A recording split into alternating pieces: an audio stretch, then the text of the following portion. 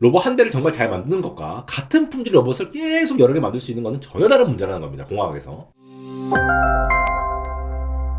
네, 여러분 반갑습니다. 에러입니다. 피겨 제로3의 양산이 발표가 되는데요. 미국 로봇 스타트업 피겨가 굉장히 많은 빅테크들이 지금 투자를 한 기업이잖아요. 슬슬 양산 얘기가 나오고, 현대자동차 같은 경우에도 아틀라스 양산 얘기가 나오고, 계속 이제 올해 양산 얘기가 계속 나오고 있습니다. 테슬라 옵티머스도 그렇고. 그래서 어떻게 이 램프업이 되고 있는지 이 영상을 지금 공개를 했는데, 이 피겨가 공개한 숫자가 굉장히 공격적입니다. 생산 속도는 하루에 한 대에서 한 시간에 한 대 정도로 올라왔고요. 시간으로 비교해보시면은 120일 만에, 그러니까 넉 달 만에 지금 24배 의 생산량이다. 그러니까 양산화를 이뤘다라고 발표를 하는 거죠. 그렇게 해서 지금 누적으로 생산해가지고 인도된 이 휴머노이드 로봇이 350대 이상이라고 얘기를 하고 있는데, 결국은 이겁니다. 양산을 했다라는 거. 제가 반도체 설명을 드릴 때도 개발, 예를 들어 LPDDR6 개발을 했다라는 것과 LPDDR 양산을 했다는 건 상당히 다른 개념이거든요. 개발은 어떤 기술을 해보니까 돌아가더라 라는 정도를 만든 걸 얘기를 하는 거고, 반도체에서도 이거를 실제로 수율 이런 얘기를 하는 것이, 개발을 했다 하더라도 수율이 10%도 안 되면은 생산을 해봤자 너무너무 비싸가지고 팔 수가 없겠죠. 그러면 의미가 없다라는 겁니다. 그것처럼 이 영상도 로봇을 그냥 많이 만들기 시작했네라고 보면은 너무 아쉽고, 피겨가 보여준 게 제조 속도 향상도 향상인데, 로봇을 더 많이 만들고 더 많이 굴릴 수 있으면서 더 많은 현실 데이터를 모아갖고 다시 AI를 계산하는 구조로 이렇게 계속 선순환되는 구조를 가져가겠다라는 얘기를 하는 겁니다. 왜냐하면은 이 봇큐라고 하는 이 공장을 자랑을 하는 게 아니죠. 이게 실제로 양산 시스템을 만들었다는 거기 때문에 로봇 한 대만 보면 제품이지만도 이 로봇 수백 대로 인해서 굉장히 많은 데이터가 쌓일 것이고, 그걸 통해서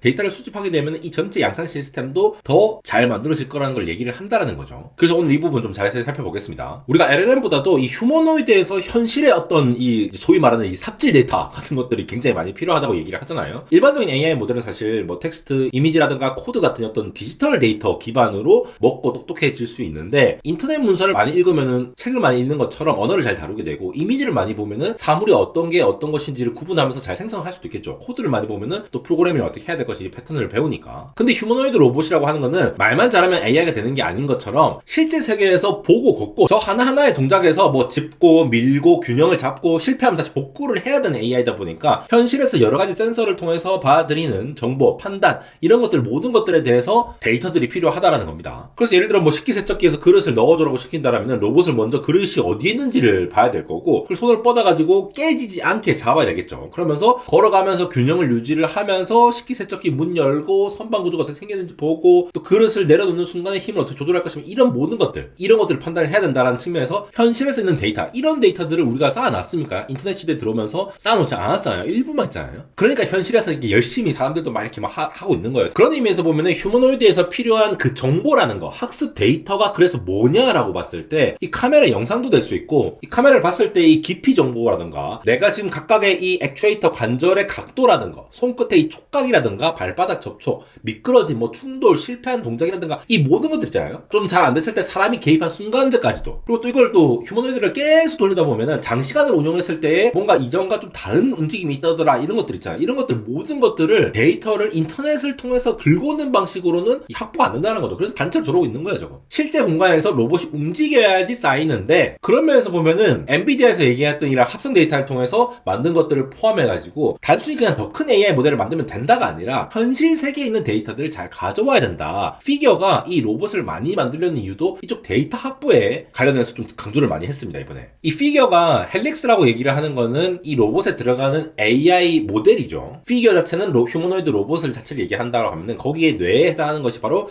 헬릭스입니다. 이 헬릭스가 피겨 로봇의 주변을 보고 사람의 말을 이해한 다음에 몸을 움직이도록 만드는 AI 시스템이죠. 로봇이 혼자 있는 경우도 있지만도 결국 이 시스템 2, 시스템 1 해가지고 각각의 받아들이는 로봇 이미지 정보와 로봇 스테이트 정보를 가져와서 순간순간 200Hz로, 그러니까 초당 200번의 움직임을 결정을 하는 거죠. 요 상태를 결정을 해서 전달을 해준다. 요게 헬릭스라고 하는 피겨라는 로봇이 돌아가게끔 하는 AI 모델이라는 거죠. 그게 이 현실 정보를 통해서 학습이 되고, 거기서 추론을 해서 결정을 한다라고 보시면 되겠는데, 이 헬릭스 제로2에서는 로봇 제어 구조를 3개 층으로 얘기를 하거든요. 시스템 2는 느리게 생각하는 거. 그러니까 사람이 말한 목표를 일단 천천히 이해를 하고 정확하게 이제 해석을 하기 위한 어떤 행동 순서를 잡는 방식이라고 보면은 시스템 1은 빠르게 반응하는 계층인 거죠. 그 다음에 시스템 0는 가장 낮은 제어 계층인데 어떤 균형이라든가 접촉이라든가 우리 말초신경 관련된 어떤 센서 같은 것들 그런 것들을 1kHz 수준으로 처리하는 굉장히 빠르죠. 1초에 1000번이니까 그런 제어층입니다. 그러니까 쉽게 말해서 시스템 2는 무엇을 할지 정하는 거고 시스템 1은 몸 전체를 어떻게 움직일지를 정하는 거죠. 시스템 0는 그래서 결국은 얘가 어떻게 넘어지지 않고 자연스럽게 실행하는 방법을 담당한다. 이 세 가지 시스템이 서로 피드백킹하면서 움직인다고 보시면 되는데 이게 전체가 AI 모델입니다. 근데 이 전체가 학습 신경망으로 움직이는 거니까 AI 모델로 다 통합해서 움직이는 걸로 간다는 거죠. 최근에 피겨가 강조한 업데이트도 이 Perception Conditioned Whole Body Control이라고 표현을 하는데 자, Perception Conditioned. 자, 이게 로봇이 자기 몸 상태만 보고 움직이는 것이 아니라 카메라로 본 주변 환경까지 반영해서 온몸을 제어한다는 거죠. 그러니까 기존에는 이게 뭐 관절 상태라든가 몸의 움직임이라든가 이런 것들 있잖아요. 이런 것들이 그 수용 감각 중심으로 센서 감각으로 움직였기 때문에 평평한 지면에서는 잘 걸었는데 경사 환경 같은 것에는 수동 모드로 전환한다거나 개입이 필요했다라고 하거든요. 근데 이거 업데이트를 하면서 내가 주변을 보면서 어떻게 해야 되겠구나라는 걸 이해한 다음에 움직이니까 아무래도 눈 감고 발밑을 느끼는 것만 하는 것이 아니라 눈으로 실제로 보고 여기 위험한 공간이네 내가 이렇게 해야겠네라는 것들을 보고 움직인다라는 거죠. 여기서 중요한 키워드가 sim to real이라고 하는 게 되겠는데 자, sim to real이 뭡니까? 결국 시뮬레이션에서 학습한 행동을 실제 로봇 하드웨어로 옮기는 기술을 얘기를 하는 거잖아요. 로봇이 현실에서 막 넘어지고 부품 망가지고 막 시간이 오래 걸리기 때문에 이 수많은 시행착오를 가상의 환경에서 먼저 학습시키는 게 중요하죠. 그래서 피규어에서 발표한 것이 이 시뮬레이션에서 수천 개의 랜덤 지형을 대상으로 강화학습을 한 다음에 이 네트워크 가중치가 실제 로봇에서 계단을 오르내린다고 설명을 했거든요. 자, 이게 이 복큐 그러니까 양산 시스템으로 넘어왔을 때 굉장히 파급력이 있을 수가 있다는 게 로봇 한 대가 현실에서 1000번 넘어지면서 배우는 방식이 너무 느리고 비슷한데 반대로 시뮬레이션에서 수십만 개 환경을 병렬로 돌리면서 그 결과를 실제 로봇에서 바로 옮겨진다면 학습 속도가 완전히 달라지겠죠. 헬릭스 제로2 발표에서도 이 S0가 20만 개 이상의 병렬 시뮬레이션 환경에서 학습된 다음에 전반으로 일반화된다고 설명하고 있거든요. 물론 이게 모든 거에 대해서 확장해서 다 적용할 수 있다라고 확장해서 해석을 할 수는 없어요. 근데 이게 점차 가까워지고 있다라는 거죠. 이게 뭐 피규어뿐만이겠습니까? 테슬라 옵티머스도 마찬가지고 모든 휴머노이드 로봇 기업들이 다 그렇겠죠. 자, 이게 다 됐다고 치고 이제 진짜로 양산을 하는 관점에서 봅시다. 양산 진짜 싸게 제대로 만들 수 있다는 얘기가 되기 때문에 제조의 이야기예요. 로봇 한 대를 정말 잘 만드는 것과 같은 품질 로봇을 계속 여러 개 만들 수 있는 것은 전혀 다른 문제라는 겁니다. 공학에서. 예를 들어 연구실에서는 이 프로토타입 형태로 만들면은 엔지니어가 그냥 로봇 한 대를 붙잡고 계속 이것도 바꿔보고 저것도 바꿔보고 센서 틀어지면 또 다시 캘리브레이션 하고 배선 문제 꼬이면 다시 고치고 이렇게 할 수 있는데 양산품은 그렇게 되는 게 아니죠. 공장에서 쭉 같은 공정으로 계속 반복해서 만들면은 그거대로 계속 로봇이 어떻게 만들어졌고 어떻게 됐는지 문제가 생기면 어떻게 원인을 빠르게 잡아서 만들 것인지 이 모든 것들을 출하 전에 초기 결함을 최대한 잡아내야 한다는 겁니다. 피겨가 이 생산 지표도 공개해서 굉장히 흥미로운 부분들이 있는데 보시면 150개 이상의 네트워크 워크스테이션이 있다. 그러면서 50개 이상의 공정 중에 검사를 하고 80개 이상의 출하 전 기능 테스트. 그러니까 사실 이게 뭐 특별하다기보다는 양산을 하는 세상의 모든 시스템들은 이런 수많은 시스템을 갖고 있어요. 반도체뿐만 아니라 제조 시스템 이런 것들이 갖고 있겠죠. 라면 하나 만든다 하고 하더라도 이런 것들이 가지고 있겠죠. 더 간단하게라도. 그러면서 이 EOL이라고 하는 거는 End of Life. 그러니까 이 휴머노이드 로봇이 거의 극단까지 갔을 때 거의 이제 망가질 수준까지 왔을 때 그 우리가 콜을 보장하는 그 시점에서의 First Pass Yield가 80% 이상이다. 정말 망가질 때 왔을 때도 80% 정도는 다 패스를 한다라고 신뢰성 있게 인디어런스 있게 만들었다라고 보시면 되겠고 그러면서 배터리 라인 일드라든가 액추에이터 생산 같은 것들도 피규어가 얘기하는 거는 자 우리는 이제 로봇을 연구실 장난감처럼 하나 만들라고 데모 보여주고 이게 아니라 진짜로 제조 공정과 품질 지표에 맞춰가지고 관리하고 있다라고 주장을 하고 있는 거예요. 특히나 버닝 테스트라고 나온 게 막 스쿼트를 엄청 시킨다라거나 뭐 달리기 시키고 막 뭐 이렇게 막 웨이트 하는 거 들고 숄더 프레스 같은 것들 이런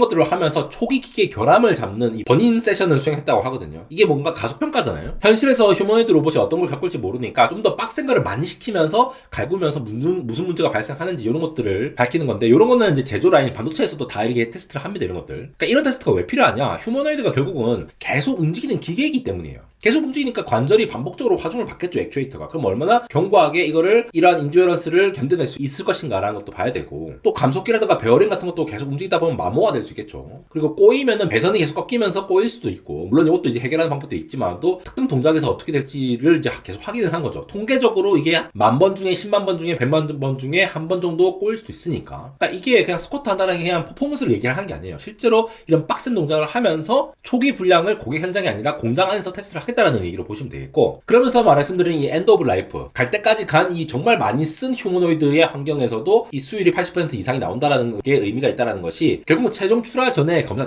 단계라고 보시면 되는데, 특별한 재작업 없이도 이 정도는 패스를 한다는 얘기니까 초기에 분량을 어느 정도 통제하기 시작했다라는 걸 얘기를 한다는 겁니다. 이게 물론 80%이기 때문에 완전히 완벽하게 만들어졌다라고 얘기를 할 수는 없어요. 근데 데몬 러버에서 이 정도 수준의 양산성을 확보를 했다라고 이 수치로 얘기를 해주고 있다는 겁니다. 물론 350대가 굉장히 작아요.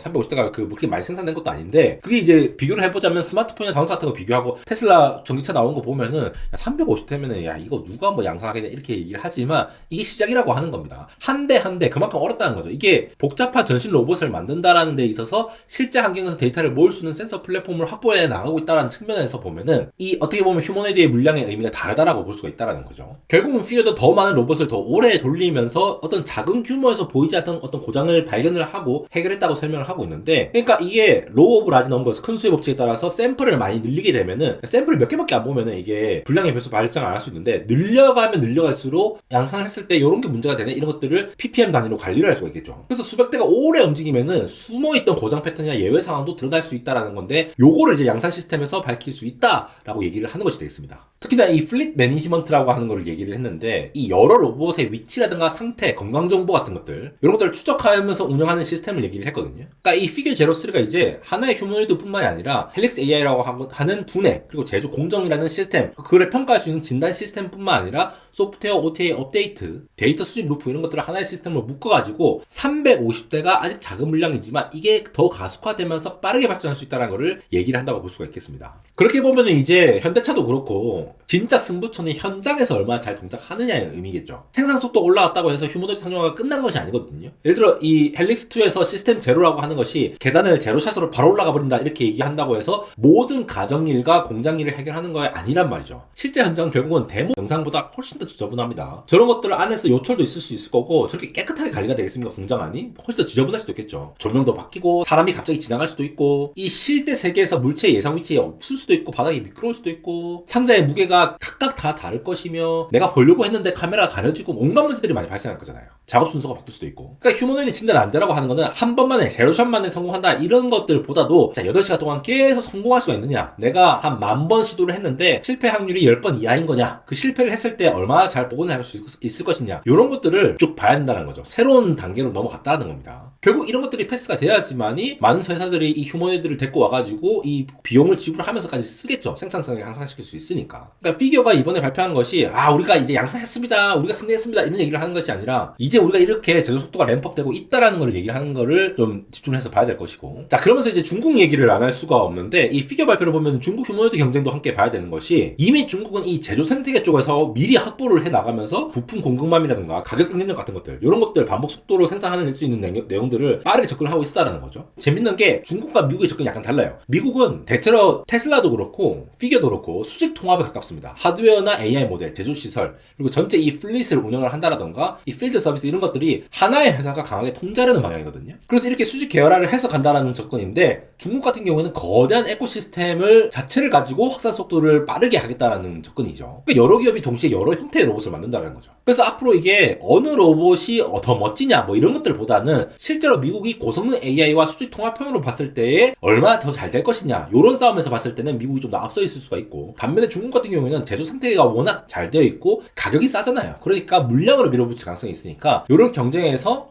미국 휴머노이드 기업도 이제 데모 영상이 아니라 운영을 하기 시작했다는 측면에서 보면은 좀 쓸만하게 가고 있다는 걸 볼 수 있겠죠. 피규어 같은 경우에는 작년에 시리즈 C 투자도 받고 점차 이 밸류에이션을 높여가고 있는 회사긴 한데, 그리고 얼마 안 가서 이러한 체계를 갖추었다라는 것이 사실 의미가 있는 상황이죠 현재. 그래서 이제 우리는 데모만 하는 회사가 아니다, 놀라운 회사가 아니다. 지금 휴머노이드 단계가 지금 모두 다 그렇죠. 지금 이제 뭐 나와도 우와 안 하잖아요. 너무 익숙해져가지고. 근데 저는 여기서도 핵심이 결국은 데이터와 양산 과정이라고 보는데, 데이터가 늘어나면 AI가 좋아지는 현상, 그게 양산과 제조 능력과 결합이 되면서 앞으로 얼마나 잘 발달될 것인가 라는 점을 봐야 될 것이고, 그래서 앞으로 봤을 때 이 제조 역량에서의 수율 관점, 공장 수율을 봐야 될 거고, 현장에서 얼마나 자율적으로 움직일 수 있는지, 사람이 얼마나 자주 개입해야 되는지, 그리고 마지막으로는 AI가 얼마나 그걸 피드백킹 받아서 더 AI 모델을 정교하게 정교화되고 똑똑하게 만들 것이냐, 이런 부분에서 보면은 지금 피규어뿐만 아니라 테슬라 옵티머스 그리고 현대의 보스턴 다이나믹스 아틀라스까지도 같이 볼 수 있지 않나 그런 생각이 들고요. 제가 이번 달에 구글 I.O 참석한다고 말씀드렸잖아요. 세너제이에 참석을 할 예정인데 거기서 참석을 해서 이런 것들도 뭔가 컨택이 되면은 좀 살펴보려고 하고, 결국은 이게 거대한 시스템에 대한 얘기이기 때문에 단순히 그냥 로봇 찍어내는 공장 이렇게 본다기보다는 데이터를 회수할 수 있는 어떤 거대한 시스템이다, 이렇게 이해를 하시면은 좀 더 앞으로의 경쟁 상황을 파악할 수 있지 않을까, 이렇게 말씀을 드리면서 마무리하도록 하겠습니다. 지금까지 에러였습니다.